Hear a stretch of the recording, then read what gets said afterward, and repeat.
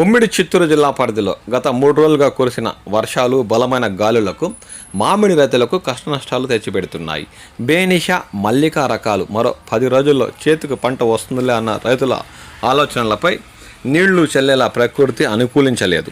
పలు మండలాల్లో 100 ఎకరాల్లో మామిడికాయలు నేల రాలినట్లు ఉద్యాన శాఖ అధికారులు అంచనా వేస్తున్నారు. తొలి దశలోనే పూత రాలిపోయినా మిగిలిన పూతతో కాపు వచ్చి కాయ పట్టిన గాలి వాన కారణంగా ఒక్క తోపులో దాదాపు 30% కాయలు నేల రాలినట్లు అధికారులు అంచనా వేశారు. కవర్లు కట్టినా ప్రయోజనం లేకపోయిందని పలు ప్రాంతాల రైతులు ఆవేదన వ్యక్తం చేస్తున్నారు. మెట్ట, గుట్ట ప్రాంతాలని తోతాపురి చెట్లపై గాలివాన ప్రభావం ఎక్కువగా ఉందని అధికారులు తెలిపారు.